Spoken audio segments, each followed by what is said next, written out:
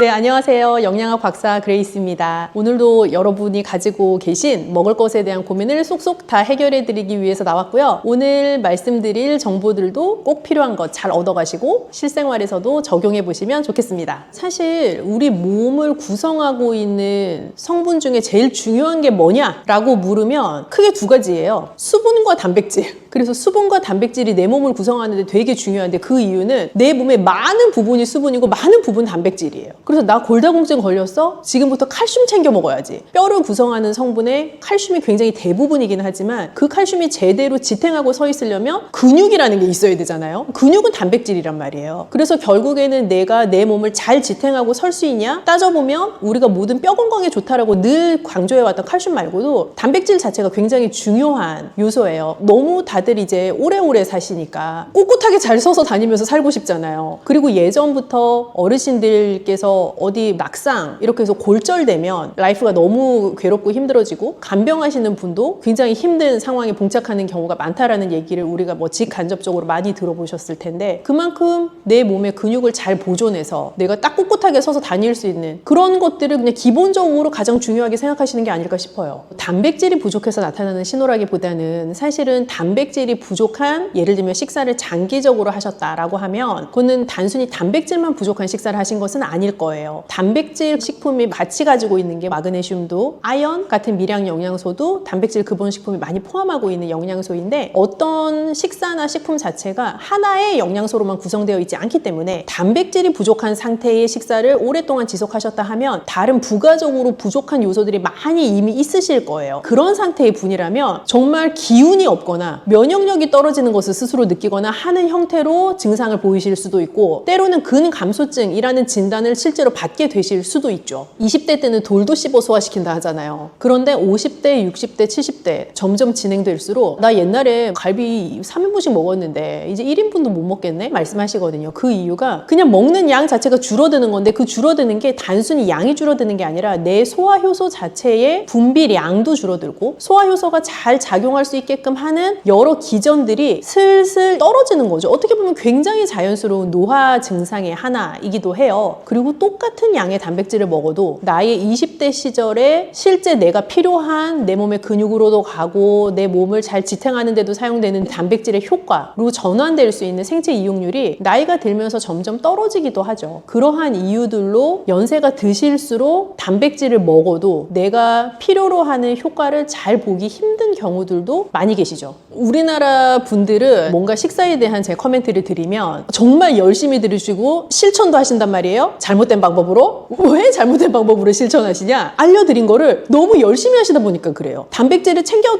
드셔라 라고 말씀을 드리면 삼시세끼 과량의 단백질을 챙겨 드시는 거죠. 근데 그렇게 챙겨 드셔도 큰 소용이 없고요. 하루에 한 끼에 몰아서 드셔도 소용이 없어요. 자, 이 말은 무슨 말이냐면 내가 하루에 먹으면 좋을 적정량의 단백질을 정해두고 그거를 새끼로 잘 나누어서 먹는 것이 중요한데 많은 단백질을 한 번에 섭취했다고 해서 그 단백질이 모두 내 몸에 들어와서 잘 워킹하는 게 아니에요. 그래서 오히려 적정량을 잘 나누어서 드시는 것이 내가 먹는 만큼의 단백질 효과를 볼 수 있는 좋은 방법이죠. 그러면 무슨 단백질을 먹어야 되냐 또 부가적으로 궁금하실 수 있잖아요. 양질의 단백질을 드셔야죠. 그럼 또 양질의 단백질은 뭔데? 라고 물어보실 거잖아요. 양질의 단백질이라는 것은 내 몸에 들어와서 잘 대사되어서 나에게 좋은 효과를 줄 수 있는 단백질이라고 생각하시면 돼요. 그럼 조금 쉽게 설명하면 일단 소화가 잘 되는 단백질일 것, 생체 효용률이 높은 단백질일 것 이렇게 요약해 볼 수가 있는데 소화가 잘 된다는 것은 어떤 근본의 식품이냐도 중요하지만 한편으로는 어떤 조리법으로 먹느냐도 되게 중요해요. 그래서 물에 빠진 고기를 사랑하게 되면 좋겠다라는 말씀 제가 여러 번 드렸었는데 단백질도 우리가 뭐 식물성 단백질보다는 동물성 단백질이 일반적으로 생체 효용률이 높은데 그 동물성 단백질을 더 소화되기 쉽게 먹을 수 있는 형태가 물에 삶거나 혹은 찌거나 하는 조리법을 잘 활용하시는 거죠. 그래서 그런 조리법에 단백질 음식을 하루에 적정량만큼 정해두시고 두세 번에 나누어서 드셔라 라는 것이 가장 정확하고도 가장 효과적인 지침입니다. 동물성 단백질이 식물성 단백질보다 생체 효용률은 높지만 일반적으로 소화 흡수되는 것은 식물성 단백질이 높을 수가 있어요. 그래서 콩이나 두부 같은 재료들이 돼지고기나 소고기 같은 고기류보다는 조금 소화가 잘 될 수가 있고요. 고기류 중에서도 지방 함량이 적은 부위가 또 소화가 잘 돼요. 쉽게 생각해 보시면 목살을 먹는 거랑 삼겹살이나 오겹살을 먹는 게 당연히 상상만 해도 소화되는 게 약간 다르시잖아요. 그래서 그런 느낌이 되게 정확하신 느낌인 거죠. 또 조리법에 따라서도 소화 흡수되는 게 다를 수가 있는데요. 달걀도 예를 들어 삶아서 먹을 수도 있고 달걀 프라이로 드실 수도 있고 달걀 찜으로 드실 수도 있는 되게 다양한 조리법이 있을 수 있는데 조금 더 부드러운 형태가 되게끔 조리를 하시면 아무래도 내 몸이 받아들였을 때 소화하는 역량은 훨씬 더 올라가게 되죠. 운동을 하면은 당연히 단백질의 전체적인 대사에 도움이 될 수가 있는데 이게 아주 영한 친구들처럼 근육을 붙이기 위해서 단백질을 지금 드시는 건 아니라 나의 근육을 잘 보존하고 내가 더 건강한 생활을 하기 위해 드시는 거다 한다면 과량의 단백질과 운동을 막